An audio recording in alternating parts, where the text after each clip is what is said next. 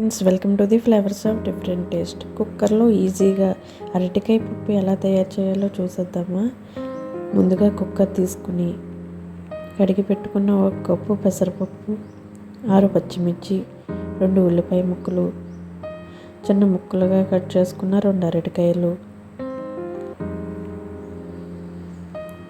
కొత్తిమీర ఆకులు, కరివేపాకు, 1 టీ స్పూన్ పసుపు, 1 టేబుల్ స్పూన్ కారం, 1 teaspoon kasuri methi, 1 cup water వేసుకుని ఒకసారి అంతా కలిసేలా కలుపుకుని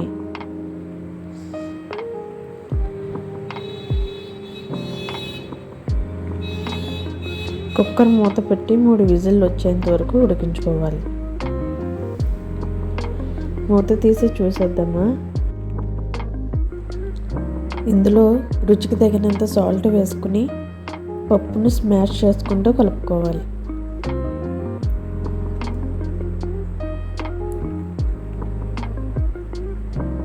ఇలా కలుపుకున్న పప్పుని పక్కన పెట్టేసుకుని తాలింపును చేసుకోవాలి.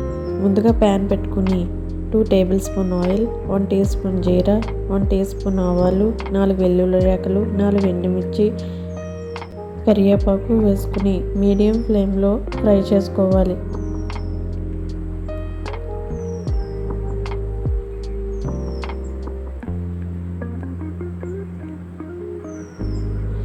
హాఫ్ టీ స్పూన్ ఇంగువ కూడా వేసుకుని ఫ్రై చేసుకోవాలి. ఇలా ఫ్రై చేసుకున్న లింపులో ప్రిపేర్ చేసుకున్న పప్పును వేసుకుంటే ఎంతో కమ్మగా, నోటికి ఎంతో రుచిగా 5 నిమిషాల్లో అరటికాయ పప్పు రెడీ. సర్వింగ్ బౌల్లోకి సర్వ్ చేసుకుందాం.